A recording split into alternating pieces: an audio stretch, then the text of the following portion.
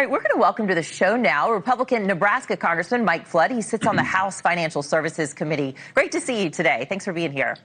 Thanks for having me. So this morning, Treasury Secretary Scott Bessent said Democrats are to blame for America's affordability problem, and the administration is promising a fix. Listen to this. Democrats created scarcity, whether it was in energy or overregulation, that we are now seeing this affordability problem. And I think next year we're going to move on to prosperity. So here we go. We're going to take a look at the data here on our screen. While the price of eggs is down and chicken is the same, the cost of beef, bacon, and bread is up from last year. And while it seems like a small jump, all this compounds, right? These prices, it compounds every year, and it's been going up year after year. The president ran on lowering costs, but right now Americans are feeling the pain in these high prices. So when can people expect to see this relief? Well, the president is going to make his case this week, and we've been working to codify his efforts in Washington. But most notably, I'm working on affordable housing. You know, from 2010 to 2022, home prices rose 74%. We're working right now with Democrats to urgently get housing reform to the floor, to let cities use the federal resources far easier than they are right now under all of the hurdles that have been put in front of them. And so every section of our economy, we're working on this. Like, for instance, energy. You brought that up. We've gone in so deep into wind and solar. You're seeing increases as coal plants have been shuttered.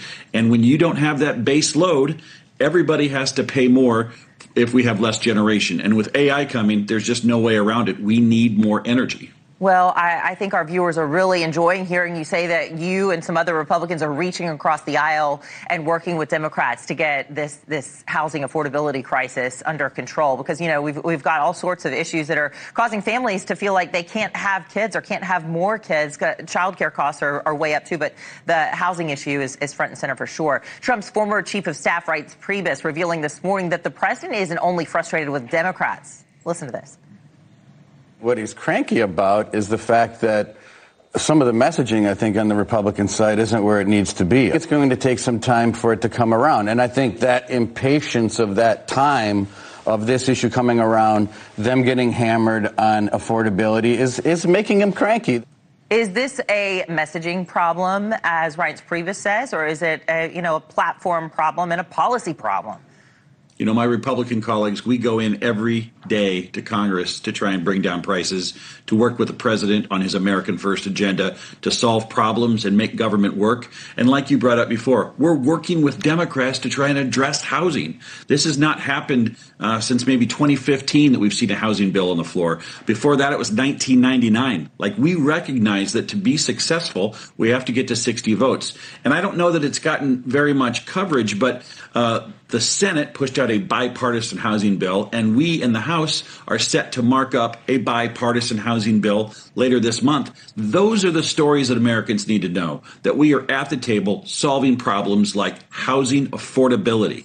When you say that at the Rotary Club or at the coffee shop, everybody wants to weigh in because their kids no longer can get a house.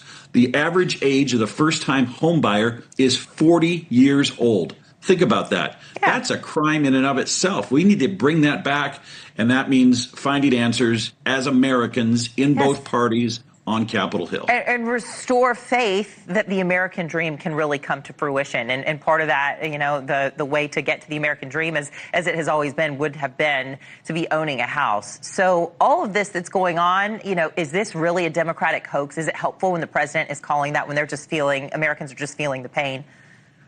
Well, as we saw during the shutdown, the Democrats, by and large, have been in no mood to make anything that Donald Trump touches successful. We had a 41-day shutdown, and for what? Only to further frustrate Americans with their government. They had their day. They did their thing. Now let's get back to work. Listen, we passed 3 of the 12 appropriations bills in that continuing resolution. We've got 9 more to go before January 30th. I'd love to see, I don't know, maybe the interior bill, maybe the transportation, housing, urban development, the national security bills. If we could do those 3 appropriations bills before Christmas, it would, I think, bring everybody's spirits up that, hey, we've just got 6 more to go, and we can get we can get a budget done for the first time since 2018. by January 30th. That would be the best start to 2026 I can think of. Yeah, and figuring out what to do about these Affordable Care Act subsidies that are about to expire, because that's going to just be heartbreaking for a lot of people who are trying to figure out how to make ends meet. And Democrats and Republicans don't neither party seems to be coming forward with a plan that's actually feasible. All right, we got to switch gears. Let's turn to Venezuela now. Secretary of War Pete Hegseth, he's doubling down and he's defending the U.S. strikes on alleged cartel drug boats. Today, Democratic Rhode Island Congressman Gabe Amo joined the Hill Sunday, calling for more transparency from the administration. What we need is transparency. The solution here to answering these particular questions is a full public airing. We need Secretary Hegseth in a public setting in front of Congress. We need Admiral Bradley in a public setting, and we need the video footage in a public setting.